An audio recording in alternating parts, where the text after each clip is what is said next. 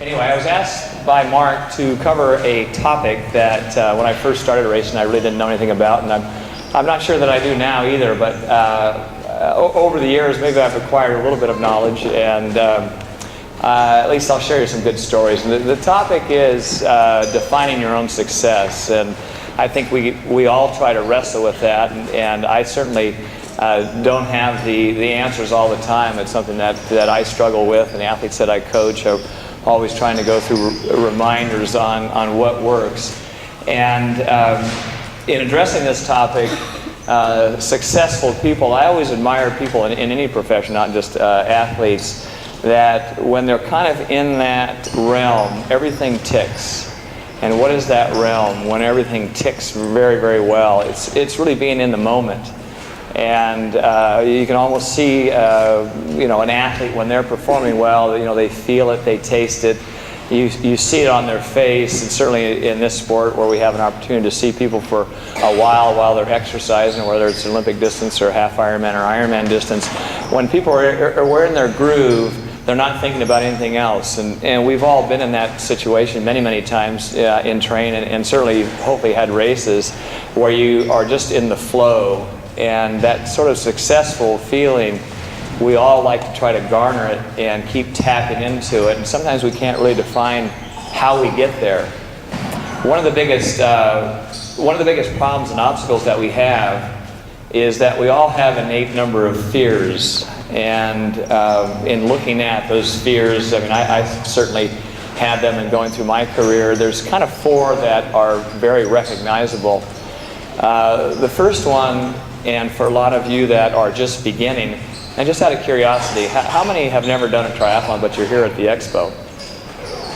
Oh, that's brilliant. Look at that, we've probably got 20. And how many of you are pretty seasoned? You've done, 30 Ironman races? How about 5? How many have done 5 or more? 5 or more Ironman. Yeah, not that is the barometer of success by any means. Maybe you're kind of silly. How many have done Olympic distance races? Okay, we've got a big handful, big smattering. So in looking at those fears, one of the first fears that we have is a fear of the unknown. And when we first jump into something, there's a lot of unknowns. When I did my first Ironman race way back in 1980, there were a lot of unknowns. I think I was very naive. I was pretty green stepping up to the starting line for the first time. I didn't have a mentor or a coach to follow. And when the race director was going over the race criteria, I was just thinking to myself, as we were seated in a small room, there was 108 people that year, what am I doing? What am I doing? I've got 2.5 miles to swim and 112 miles on the bike and then a marathon afterwards. I said, wow. And then actually the first time I heard about the race, I was in Hawaii doing the rough water swim in 1976, or excuse me, 78. It was the inaugural year of the Ironman, and a guy came up to me. That guy happened to be John Collins, who was one of the inventors of the sport, and I had done well in the Waikiki rough water swim. And he said, "Oh, Dave, you should try this Ironman race." And I said, "Oh, wow, let me just take a look at it." And I read this sheet, and I've mentioned this story many, many times, and I looked at it and I said 2.4 miles of swimming. Well, I had done the original Waikiki rough water swim, that was 2.4, and I had swam in college, and I said, well, that doesn't sound too tough. And then it was 112 miles of cycling, and I thought, wow, that could be a long day, and then it had a marathon run on the end, and I turned to him and I said, gosh, that's a tough 3 days. And he immediately corrected me. He said, no, it's 1 day. And so, for whatever reason, that kind of intrigued me. I said, really, people survive that thing. I might sign myself up. So that fear of the unknown, some of us have that, and I think in the first-time situation, we're all presented with it. And again, a lot of times it can be from a very positive side. The second one is a fear of disapproval. And for a lot of adults, we don't have that, but certainly in business we have that. We always have a fear of kind of stepping outside of our boundary and taking a risk. And because someone's going to be watching you, and if you are outspoken, a lot of people don't like that. And so that disapproval rate and that fear that we sort of built up is really put out there by our peers, and it's something that it becomes a big psychological and emotional hurdle that can really stymie your progress. And I see athletes that have this all the time. They're always worried about someone else thinking this. The third one is fear of commitment. And I was just talking to a gentleman after my talk this morning, and he said, well, I'm planning to do a half Ironman race. And that half Ironman race, you know, I just kind of want to just do it. And I looked at him and I said, why don't you just stay at home and read the newspaper instead? I mean, I didn't say that to him, but my point was to him that if you make a commitment to do an event, to do something, then even if it's, okay, I want to do it for fun, that's fine, but define the parameters. What are the parameters? Because if you don't commit yourself, then you never take that risk, and it develops a very big vein of mediocrity and complacency. And when I find athletes that I have that don't make a commitment, and we all sort of wax and wane, there's different times during the year where we can be easier on ourselves, and we should be easier on ourselves. But that fear of commitment is a huge one. And quite often it hits us, the more seasoned athletes, it becomes quite often apparent that an easy way out is not to commit. And the last one is fear of success / failure. And there's a fine teeter-totter between the two. Fear of success or fear of failure. And I'll use an example, and I would use it if she was here. I'm sure a lot of you have heard of Chrissy Wellington. Pretty good athlete. She can be a lot better. I've coached her the last couple of years and know Chrissy quite well. One of the fears that she has is that she fears making a mistake. And she gravitates to the side of fear of failure. Because her standards for herself, no one else, are so high that if she teeters to that one side, she fails. And what happens when you get to that point, and we've talked about this, and I recognize this within myself as well, and I can relate to her very, very well, is that if you're not at 100% and you slip to 99, you're no good. The standard becomes unattainable. And it's not the physical toll that it takes, it's really the psychological and emotional toll. So when we talk about fears, it really affects that mental side, that disposition that you have, the outlook that you have in trying to move forward. And it can stymie athletes at times, just out of curiosity, not necessarily those 4 that I mentioned, but how many have fears? How many have fears?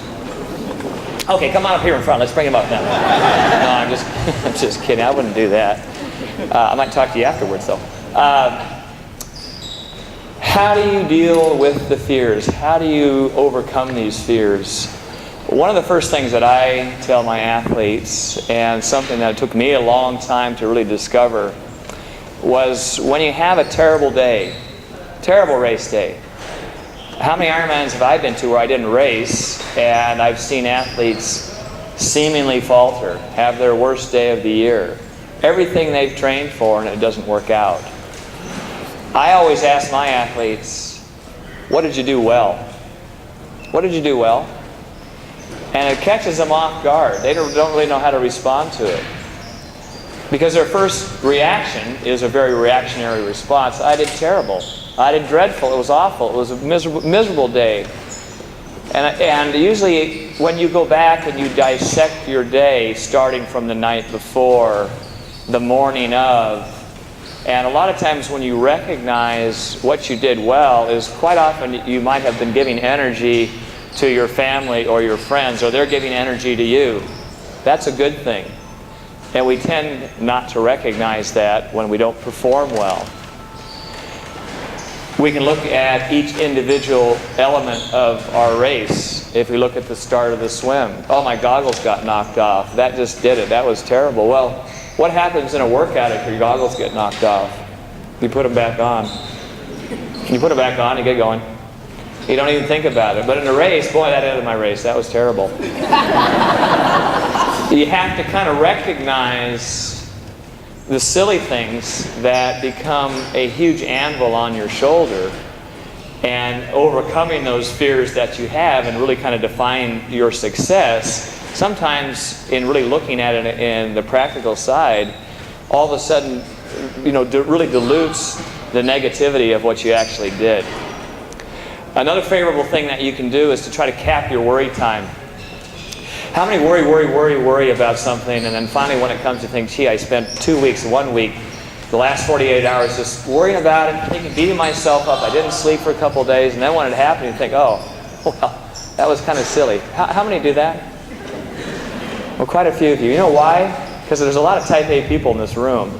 And there's a lot of type A people in this room, and fortunately that's kind of a good thing, because it can work to your advantage too. I'm type A in a lot of ways. I'm disorganized in a lot of ways, but when it comes to competing, I'm pretty type A. Cap your worry time. The third thing is that we all have an ego, and I think when we look at our ego, it can work two ways. One, if it's over the top, if that ego is so inflated, you're really not listening to yourself. If you're always thinking you're a step above everyone else, and you present yourself that way, and you're outspoken that way, and you're very brash that way, your ego's going to tear you down. But I think a lot of times I like to see the hidden streak in people overcoming their fears, where they allow their self-esteem and their self-worth to kind of percolate to the top. And I see the other side of athletes that do not know how to pat themselves on their back. When they've done something well, they never recognize it. I always tell people, savor those little successes. Those are magical. Savor those little moments in your training preparation, in your race, and that's when you go back where you say, gee, that was really magical in that particular race. I can look back, and I'll talk about this one just a little bit more. In '96, I did the Ironman race. That was the last time I truly attempted it. And I felt after the '94 race, when I was second behind Greg Welch, that I had an opportunity to win the race. And silently going into that race, I tried to keep my ego in check, and I said, I think I corrected a few things in '94. I'm actually stronger in '96. I think I can actually win this thing. And it didn't work out that way. The swim, I had a dreadful swim. I was way off the back, and seemed to struggle mentally with not being in the position that I wanted to be on the swim. But I knew my bike was very strong, and I got it on the bike, and in the first 5 or 6 miles I felt kind of flat, and I said, well, my legs are going to kind of come around. They'll come around. And they didn't come around. And there was probably, I would say 500 times this fleeting thought, I got to quit, I got to quit, this is terrible. I was second last time I did this, and I kept seeing all these forlorn looks on the course of people thinking, gee, Dave, you're 42 now, you should have bagged it, you should have just should have stopped at 94 when you came in second. And then it kind of dawned on me about mile 85 on the bike that I wasn't going to die. It was a training ride that I've had many thousand training rides, and my legs just felt heavy. I thought I'd figured out how to race this event, and I just went into the race a little bit flat on the swim and the bike, and then all of a sudden I turned this other switch on, and I said, you know what, I still can be successful. I'm going to go like fury. I was thinking of another word. I can't do that, though, because this is in the public. I was going to go like hell on the run, and I saw my family and friends out on the course towards the end of the bike, and I could kind of see their dejected look, like, Dave, this is a tough day for you. Probably a good idea that you might quit. And I yelled to them around mile 85, and I said, where is number 10? And they got the hint. They wanted to know, my cue was I wanted to know where the 10th place guy was. Could I possibly catch him on the run? And when I got off the bike, I thought I was in maybe 50th or 60th place. I had no idea. I didn't find out till after the race. I was in 26th place off the bike and ran up to 5th and had the second fastest run. And was able to catch the 10th place guy at about 13 miles and ended up catching the 5th place guy at mile 21. And in some ways that race was my most successful Ironman race ever, but I'm never introduced as Dave Scott, 6-time Ironman champion, and by the way, he got second 3 times and got 5th also. But sometimes that 5th means more to me than the other ones. So I think when we look at your ego and we look at your self-esteem and your self-worth, I find that even though we're type A, a lot of us are kind of repressed in some ways, that we don't allow our self-esteem to be recognized. And you have to recognize it within yourself before someone else is going to pick it up, unless they're your close friend, your confidant, your spouse, or whatever. And it's okay for you to tell someone else how you feel about yourself in a silent way. I do that, and I'm very selective in how I do it. But most of the time, I have a self-deprecating type of attitude and style, and I always sort of bring myself down. But there are moments where I say, gee, I can't do that. I actually feel okay about it. Someone asked me this morning, they said, did you exercise today?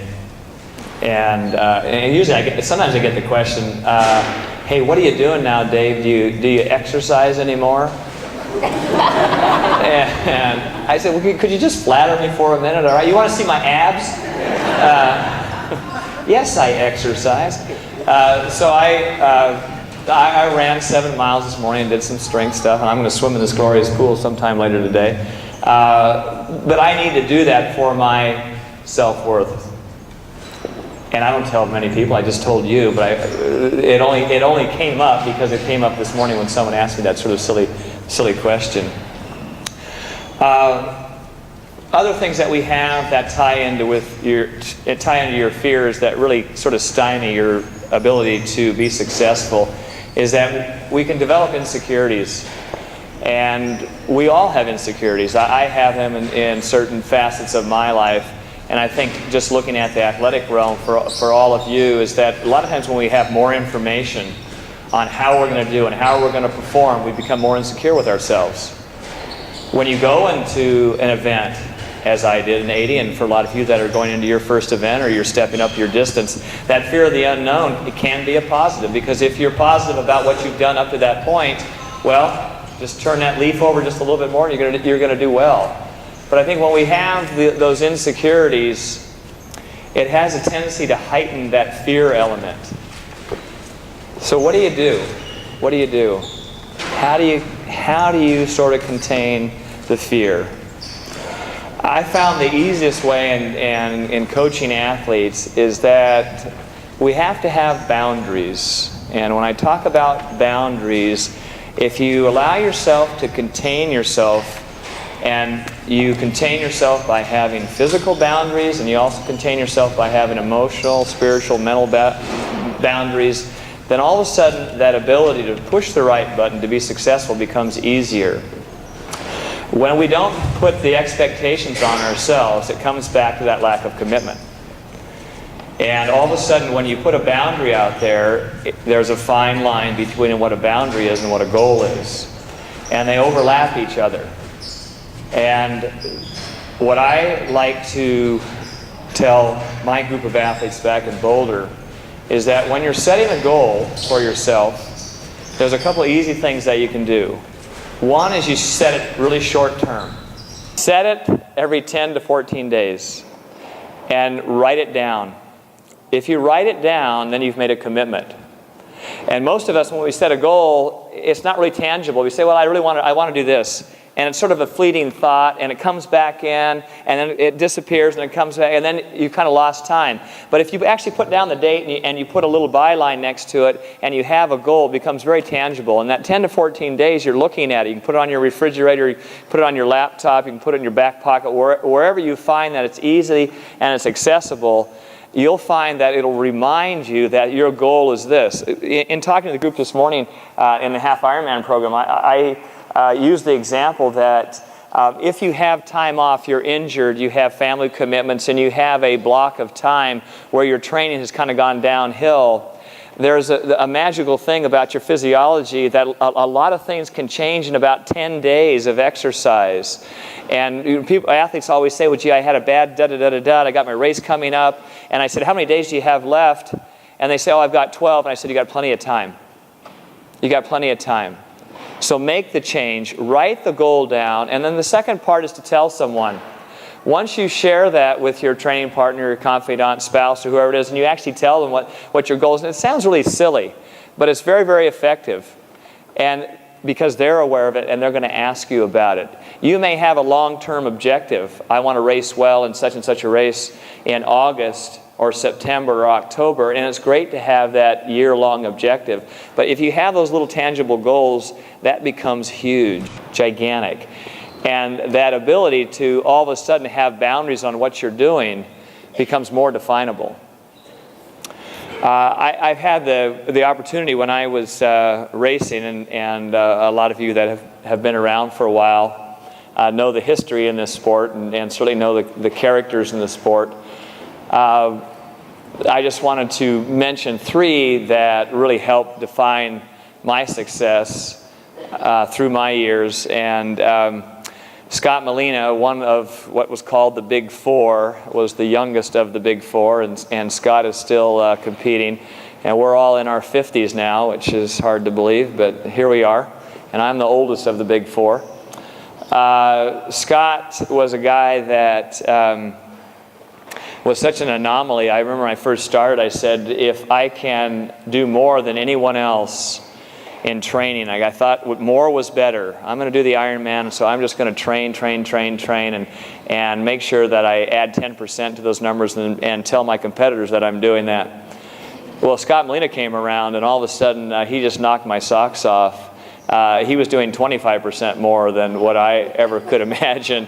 And it wasn't the right thing to do, what I was doing, nor him. And I remember the first time that we actually raced, I was 21 and he was 15, and we did this race. It wasn't called a duathlon, but it was a swim run, and it was in Foster City, which is in South San Francisco.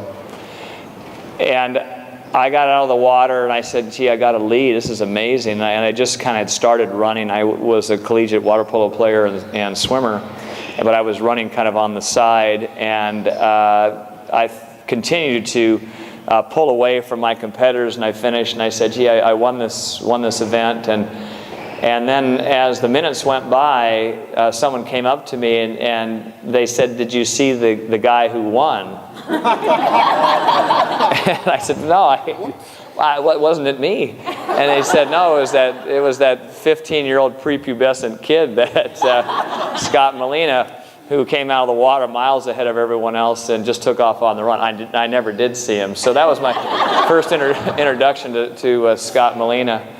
And Scott Tinley, the first time I met Scott, I actually didn't race in our local event. I lived in Davis, California at the time, and Scott came up, and he was kind of the recognizable name down in San Diego. And he picked one of the coldest September days we've ever had in Davis. We typically have warm weather, and it was cloudy and rainy, and Scott was a skinny, scrawny runner type of guy, and I remember when they introduced him, he was the favorite. Well, at that time there were no wetsuits, and we had flip-flopped the order. It was run, bike, and then we jumped into the swim. And I'm saying I didn't do it. And so I was watching, and Scott was in the lead after the first 2, and he hit that frigid water, Lake Stonegate, I'll never forget. And there's these nice homes that are around the side of the lake. And all of a sudden I looked across and I could see Scott crawling up the ice plant, grabbing that ice plant on one of the backyards of one of the neighborhoods. And I guess he got a full body cramp all the way up and down his body. And I thought, well, he's not that tough. I think the water was 65 degrees or something. So that was the first time. And certainly the last of the Big Four was Mark Allen. And Mark was a ferocious competitor and good at all distances and always ready. And I think over the years, those 3 guys and Mark, and I'll mention a couple other things about Mark in a few races in just a sec, but they certainly brought up my ability to sort of self-examine my innate ability, and can I push myself a little bit harder, because they're always going to be right on my heels or slightly ahead. One of the most inspirational moments that I have had in the last 10 years was my association, as Pam mentioned, with Team in Training. And when I started the triathlon division in 1999, I have gone to a number of races, 2 or 3 every year, and have the opportunity to speak at the banquets. But really the highlight of the banquets is when one of the athletes or one of the family members who has gone through a blood cancer is the noted speaker. And some of you probably remember this story, and I'll just tell it very quickly. But when I think about people that have different fears and really have the inability to define their own parameters of success, I think about this gentleman named Louis Bonpua. And Louis spoke at one of the banquets. He had a form of blood cancer, had gone through remission and was in great shape, went on to do Ironman Canada, and had contacted me after he did Ironman Canada and said, "Dave, do you think you can help me get into Kona?" And I wrote a letter on his behalf, and he was in, just flying high. And I remember chatting with him after the banquet, and I said, "Louis, your talk was really inspiring, and it's great for all the people." Shortly after I had sent a letter to the folks at WTC, I had heard through the grapevine that Louis went in for a checkup, and his cancer had come back. And I was in contact with the directors at TNT, trying to follow, how he was doing, and I was assured that, they were going to nip it at the bud again. And as it got closer to Kona, we realized that his condition had really deteriorated to the point that they said he's not going to make it. And his last wish that he had, this was in the 2002 Winter Olympics, and the torch was coming through, I think, San Francisco, and he was in the hospital room at the time. His family was there, and it was actually featured on national TV. He said, "I'd like to go out and grab the torch and run the 1/4 mile and then come back here. That's my last wish." And I remember seeing his blog at the time and hearing the stories about how courageous he was. And he did that. They brought him out, and he could barely stand up. He grabbed the torch, and he would run a few steps and then walk and then run and then walk. And he staggered through that 1/4 mile. And of course, in San Francisco, there was a huge throng of people, and everyone knew his story. He came back to the hospital, died later that night. And when I think of the story, if there's a happy ending to that story, I always think of him when I think of people that really have overcome their fears and took it to the final level, and really showed the world what the human spirit can endure. And Louis was certainly at the pinnacle of success. Just lastly, when I look at successful variables and people that have those, sometimes I come up with a list, and it's about 15 items long, and sometimes it's down to 5. But I'll give you my list and just share a couple things here. I know that I've got only about 4 hours to talk, so let me check the time. I think I'm okay. And we're also going to have a giveaway for some Green Layer products. That's what I'm wearing. I have a clothing line, so stick around afterwards. And we have all sorts of fashionable pieces. The first one is everyone should have what I call intentions or a plan. And a lot of athletes are really abstract. And it gives them that out because it's a non-committal. If you don't have any kind of plan, and it can be minimal, but write down something and be willing to adjust it. Tweak it a little bit. You can't be so rigid that you cannot tweak it. That's the first thing. The second one is, I talked about boundaries, and within the boundaries, don't limit your ability to take risks. If you take risks, then all of a sudden, when you step outside, and again, setting the boundaries within your normal expectations so they're not so lofty that are ridiculous, but all of a sudden you step outside 10% of what you've normally done, what that feeling is. And I think a lot of you have probably had one of those races where you said, you know what, I didn't really expect it, but once I got into the flow, I just felt so good. How many have had one of those races? Oh yeah. There's more to come. There's more to come.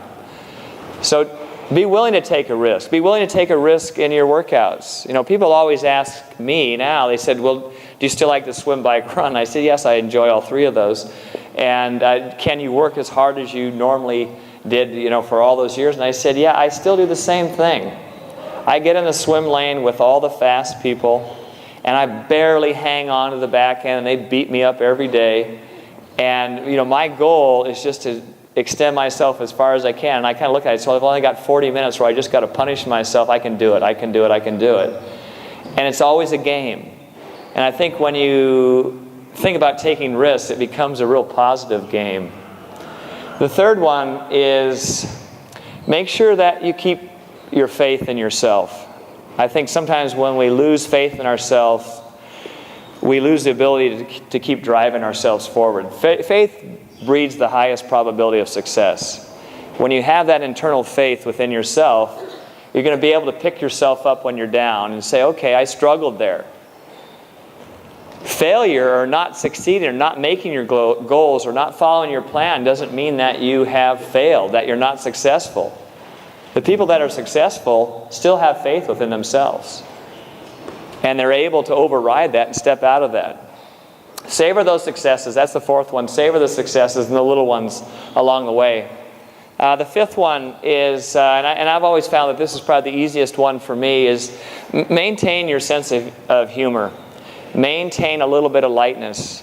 And, you know, I use Chrissy as the model, and I said, you know, Chrissy, I wish you wouldn't follow my program 100%. I wish you would just go out and run just to run. I wish you'd just go out and ride your bike just to ease your mind on some days. Just for that piece. Don't look at your heart rate. Don't look at your speed. Just enjoy it to be healthy.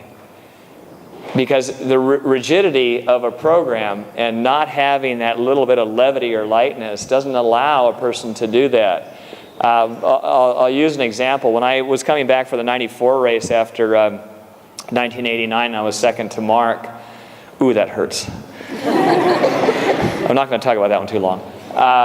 In 94, when I came back, I decided to do a half Ironman race in Panama City. And it had been a race that I think is still there. Is that correct? Panama City half? Is that still in the books?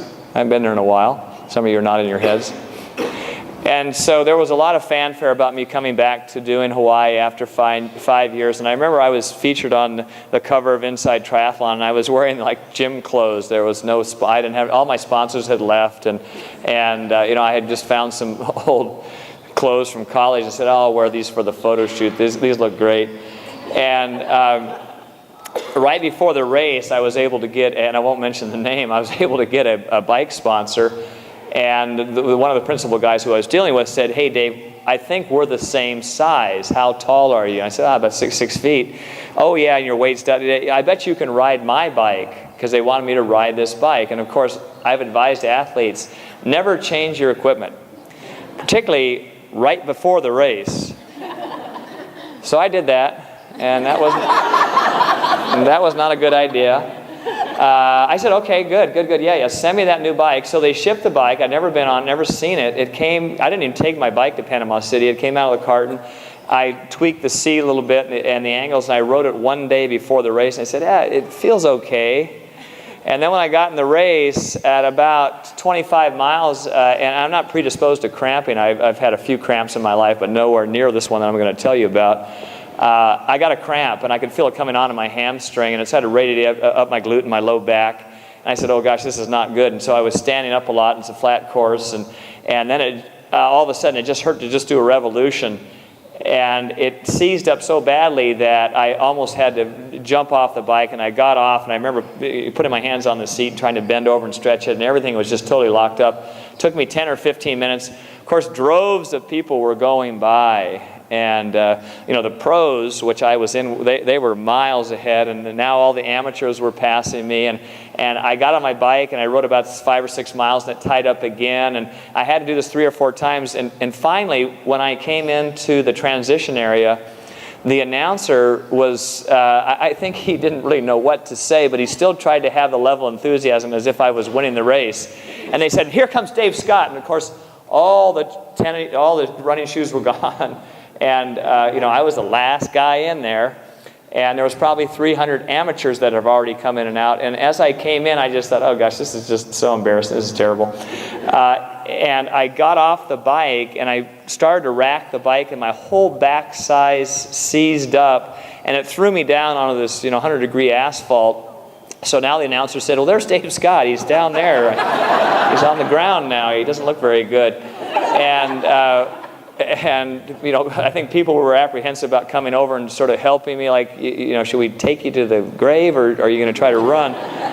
So I remember slowly getting on my shoes, and I started kind of running, but I moved off to the side, and again there was another pack of 10 that would go by, another pack of 10, and I said, I just want to get out away from these people.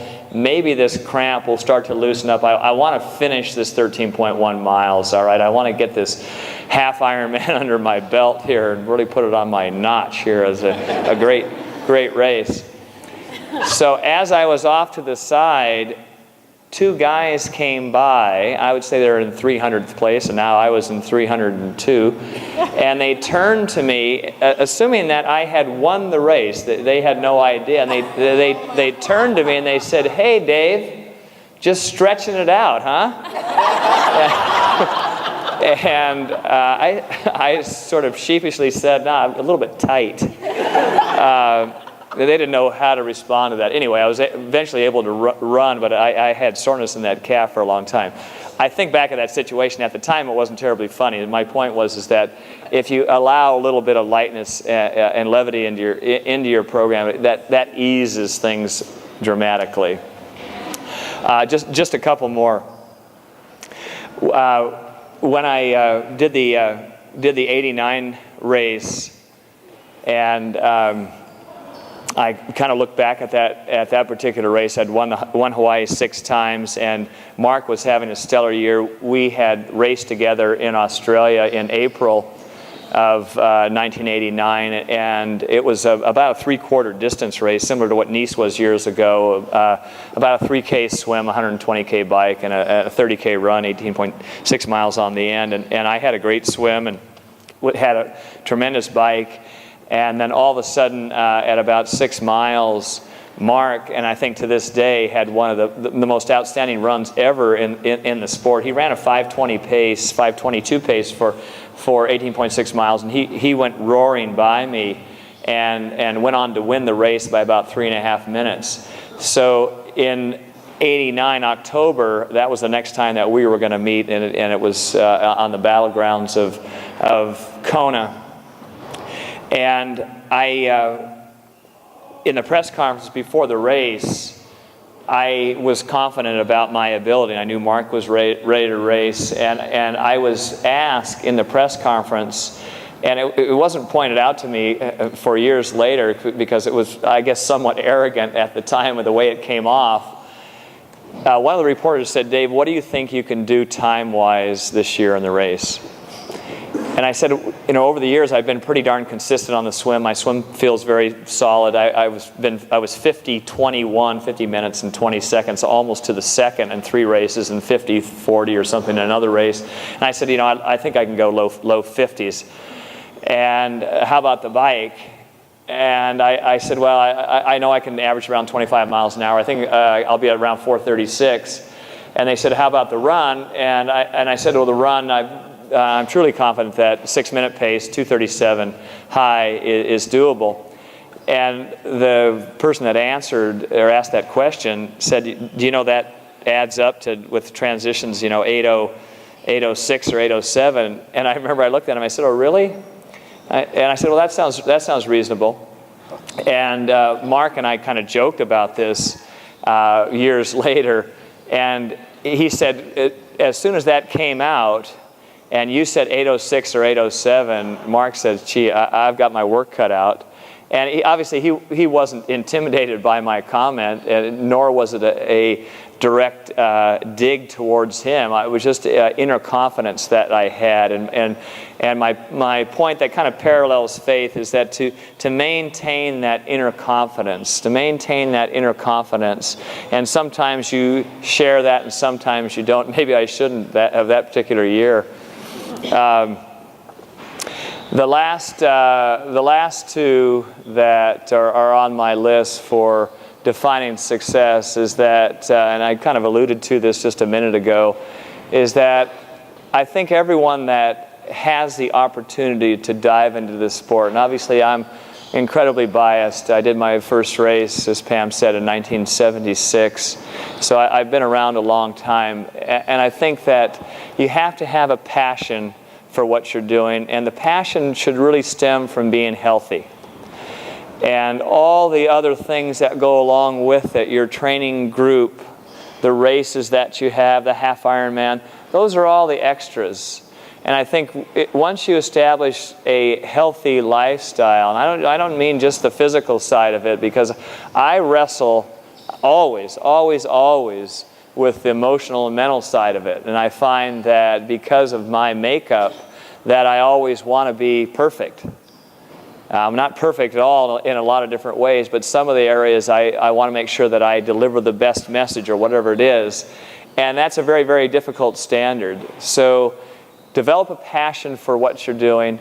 And when I was getting ready for my races in 94 and 96, I had a golden opportunity to meet with a friend of mine. We actually went to undergraduate school, and he was a professor now at Colorado University in Boulder, where we live right now. And he said, Dave, why don't you come in? I had two small kids. My two boys were young at the time, and my schedule seemed pretty cloudy. And I just didn't have the time to train. And he kind of sifted through my life schedule. And I told him, I try to work this out on such and such a days, but I'm trying to squeeze this in. And he told me one saying, and I've shared it, and it's not the most monumental saying, and I'm sure a lot of you have used this mantra with what you're doing. But I found that it really drives me all the time. From getting up this morning on East Coast time, and I'm on Mountain time, I've got to exercise because it makes me feel better so I can talk to this group. I've got to be alert today, and I've got to do my thing. So I make it a point, and he said, do what you can do at the moment. Do what you can do at the moment. And I've always used that because it eliminates procrastination. Because I was a huge procrastinator, because my standards were so high. If I couldn't do it at 100%, 99 wasn't good enough. If I had an hour and a half run and I could only run for 50 minutes, way back when, I'd say, forget it. I'm not going to do it. And so that would cause a lot of emotional turmoil. And I think we all wrestle with that. So if you can remember that, do what you can do at the moment. And the last thing on define your success is I feel everyone has an obligation to be the best that you can be. And to share that wealth, that knowledge, that interest, that profile with other people. And when you do that, you're going to broaden your horizon. And fortunately for me, I've seen lots of different athletes, from the team and training folks that I deal with, to the professionals, to the elites. And I've seen some people that have a very myopic view, a very closed view. And the ones that really flourish for a longer period of time open up and expand that big ray of sun. And so for all of you, I wish you all the best. I'm sure I'm going to see a number of you at races this year. And so come up and just say, I heard your talk, or I stepped on your foot, or don't call me Mark Allen. But hopefully I will see you. So I think I have a couple minutes. I'm not really sure. Yeah, a couple? I'll be glad to handle any questions here, and then I'm going to turn it back over because I know we're going to have a drawing. I have 5 minutes. Okay. Yes, sir. How do you feel in that last Ironman race when you had Mark Allen, went through the whole swim, the whole bike, when it came down to that last, whatever miles? How do you feel What's Gotcha. it like? I gotcha. The question was, how did I feel when I was with Mark Allen right near the bitter end? And you're referring to the 89 race. I guess I felt a little more tired than he did. My plan with Mark, we had started off, we were glued together on the swim. He was on my feet the whole time. On the bike, he always was behind me. There were 2 times, and I've mentioned this many times, that I said I'm going to break Mark.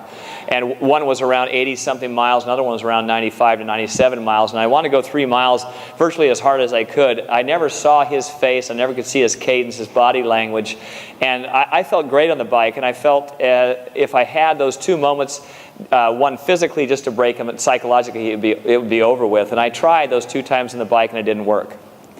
We came in on the transition together, and we went on the run side by side, and a close friend of mine who's been to all my Ironman races, one of my greatest buddies, Pat, he gets all of our splits, and he said, you guys went through the first 8 miles at a 5:48 pace, and that was too fast.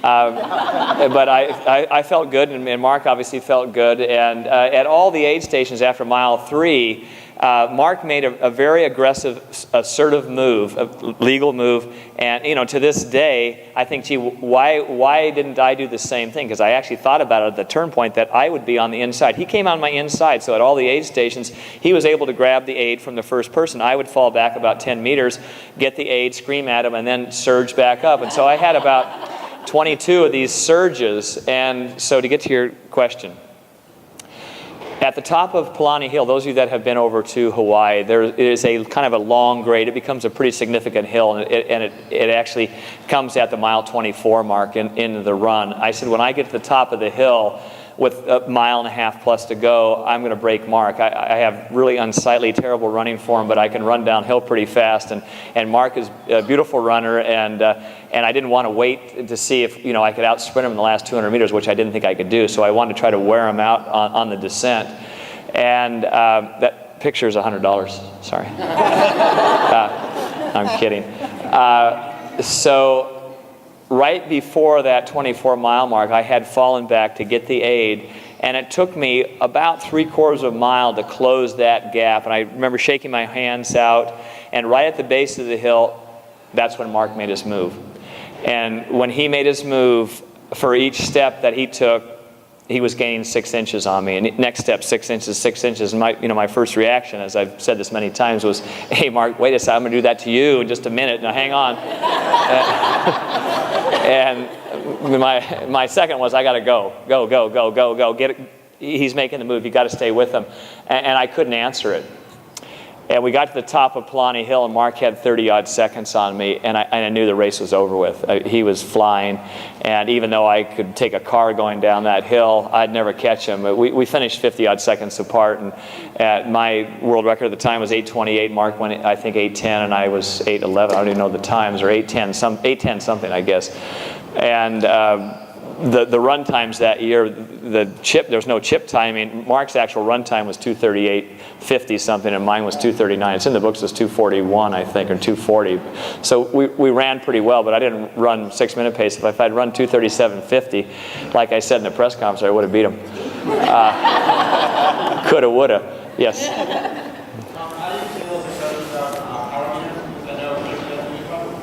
Yeah, power meters. What do I think about power meters? I think they're a great tool. They're a great asset, and probably the best way to measure economy on the bike at different workloads. And I think it's a huge tool. I have a lot of athletes that I coach, all different levels, just like you, that some have power meters. So I think it's a great tool. Chrissy comes from the old grain of salt, and we monitor a little bit on heart rate, but it's basically on time or speed. And that's her choice, and I work with her on that. And is it ideal? Could she be, would it help to have a power meter? Probably at times, yes, it would. Good question. Yes, sir.